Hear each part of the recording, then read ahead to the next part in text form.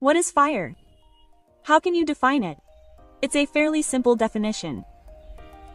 Fire is a chemical chain reaction of fuel, oxygen, and temperature. This reaction produces heat and light. What is fire? Fire is a chemical chain reaction between what? Fuel, oxygen, and temperature.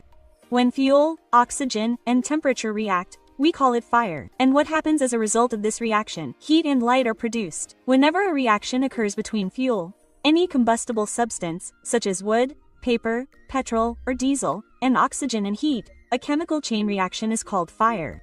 This reaction produces heat and light. You can explain it this way. Next, what are the elements of fire? What are the elements of fire?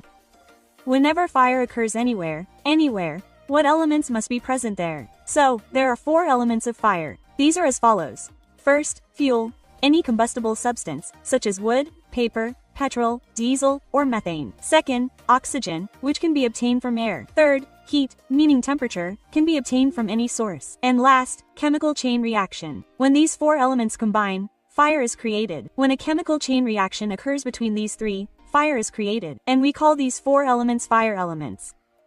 The next question is, what is a fire triangle? So, a fire triangle is a sample that represents and denotes the 3 elements of fire. As you can see here, this is a fire triangle. 3 elements are mentioned in it. First, fuel, heat, and oxygen. So, this is the old theory. In the old theory, there were 3 elements of fire, which were depicted in a triangular form. The next question is, what is a fire tetrahedron? We'll learn about it. So, we first looked at the fire triangle, which consisted of 3 elements: fuel, heat, and oxygen. A 4th element was later discovered, called a chain reaction. So, when we represent these 4 elements, we call it a fire tetrahedron. As you can see in the figure, it has 4 triangular elements. So, we call it a fire tetrahedron. It has 4 elements. The first is fuel, the second is heat, the third is oxygen, and the 4th is chain reaction. So, we're following this now. This is the fire tetrahedron currently in use. Because for fire to be created, a chain reaction is essential. If there's no chain reaction, fire won't be created. For example, imagine a room with fuel in one corner, heat in another, and oxygen in another. Will there be a reaction? Will fire be created or not? Because there's no reaction between them. When these 3 are mixed together, only then will fire be created. So, the reaction that occurs between them is called a chain reaction. That's when we discovered chain reaction. Next is the classification of fire. That is, how many classes of fire are there? How many types are there? So, according to international standards, there are 6 types of fire: Class A, Class B, Class C, Class D, Class C, and Class F. If we talk about Indian standards, there are 5 types: Class A, Class B, Class C, Class D, and Class F. Class E is not included in the Indian standard. E is not mentioned. Now we'll learn what a Class A fire is. So, we also call a Class A fire a solid fire.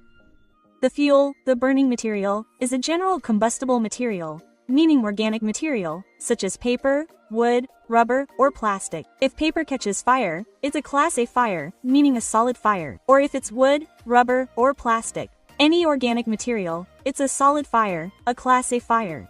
Next, Class B. What is a Class B fire? A Class B fire is a flame liquid fire, also known as a liquid fire.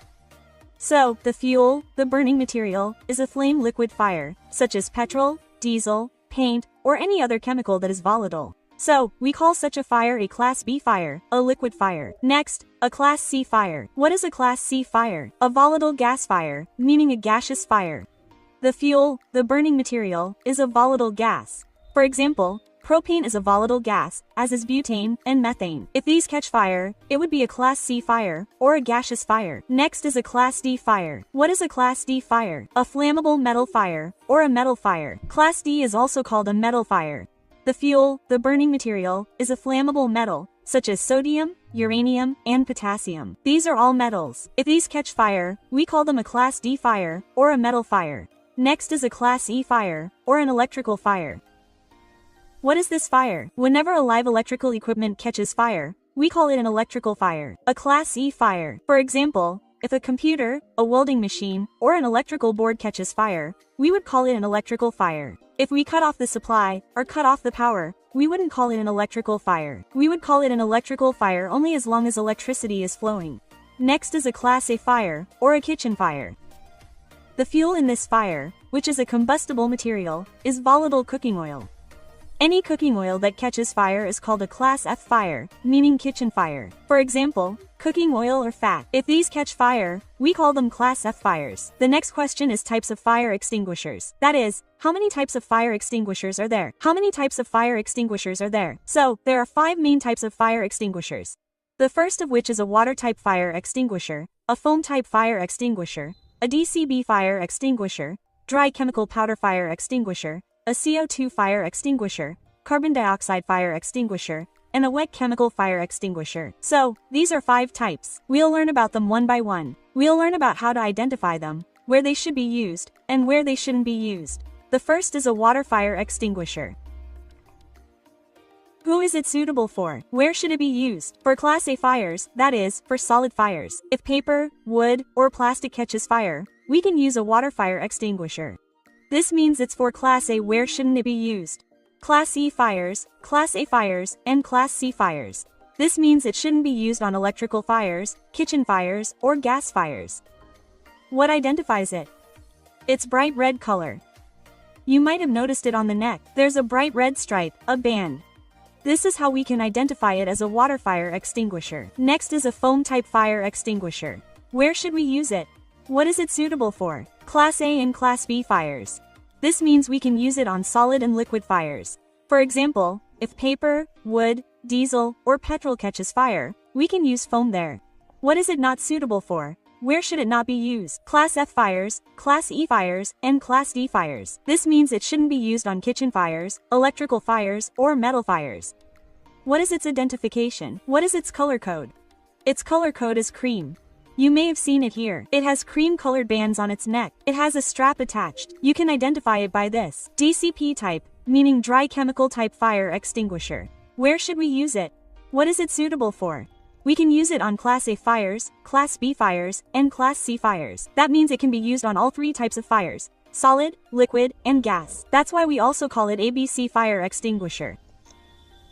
Where should we not use it? On Class A fires and Class E fires. That means it can be used on kitchen fires and electrical fires. Where should we not use it on electrical fires? Do not use it anywhere where there is any equipment above 1000 volts. Normally, you can use it on Class E fires as well, but it's not as effective. What happens is that the equipment gets damaged and it's not able to distinguish the fire as effectively. What is its identification? Its color code is blue. It has a blue band on its neck. It has a blue stripe. This is how you identify it. Next is the CO2 type, i.e., carbon dioxide fire extinguisher. Where should a CO2 extinguisher be used? Where is it suitable? You can use it for Class E and Class B fires, i.e., electrical fires and liquid fires. Where should you not use it? On Class A fires, and Class D fires. That is, it should not be used on kitchen fires, solid fires, and metal fires. It will not be effective there. What is its identification? Its color code is black. It has a black band on it, and you can also identify it by its discharging hose or nozzle. Next is the wet chemical fire extinguisher. Where should a wet chemical extinguisher be used? What is it suitable for? This is for Class F fires, meaning kitchen fires. If a kitchen fire occurs, you can use it there. Where should it not be used? Class B fires, Class D fires, and Class E fires. This means it should not be used on liquid fires, metal fires, or electrical fires. What is its identification? Its color code is yellow.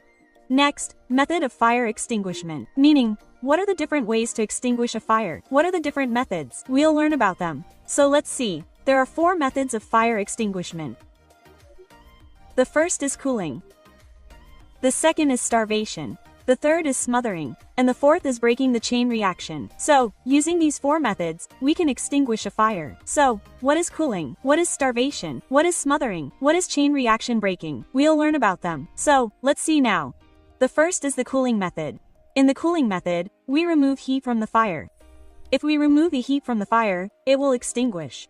The fire will be put out. How can we do this? By water. We can use water for this. We can use a water fire extinguisher. Whenever we spray water on the fire, it will cool it. We can remove the heat with it and smother the fire. The second is starvation. In this method, we remove the fuel from the fire. That is, we will remove the burning material. Then our fire will be extinguished. How do we do this? By closing the fuel supply. If we close the fuel supply from wherever it is coming from, if we eliminate the fuel, then our fire will be extinguished. The third is smothering. In this method, we remove oxygen from the fire. If we remove the oxygen, our fire will be extinguished. How do we do this? We can do it with CO2 or blanketing.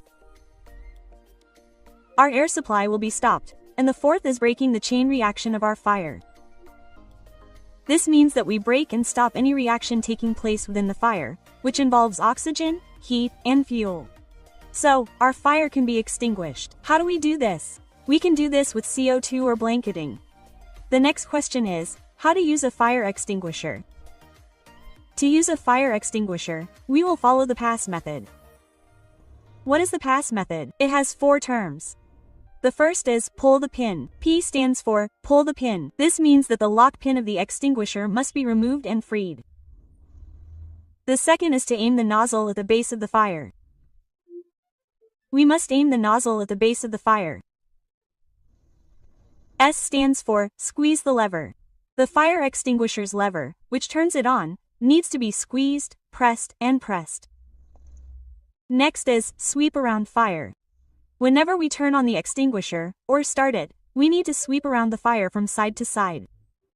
This way, we can extinguish the fire effectively and safely. So, whenever you need to extinguish a fire, you must follow the pass method. Whenever you use a fire extinguisher, the first thing you need to consider is its type. This means that it belongs to which class of fire so that we can determine which extinguisher to use. Whenever we use an extinguisher, we must maintain a safe distance of at least 2 meters from the fire. This means that we must use the extinguisher from a distance of 2 meters from wherever the fire is. Next is the fire extinguisher inspection. Whenever we inspect a fire extinguisher, what body parts should we check? This visual inspection is something you'll need to do once a month. First, we'll check the pressure gauge. What should you check on the pressure gauge? The needle on the pressure gauge should be green. Only then will we be able to determine if the stinger contains extinguishing media. Second, you need to check the lock pin. Third, you need to check the discharge hose. Fourth, you need to check the discharge nozzle. Fifth, you need to check the handle. Sixth, you need to check the expiry date. Seventh, you need to check the body's condition. If the extinguisher has a trolley, you must inspect the trolley as well.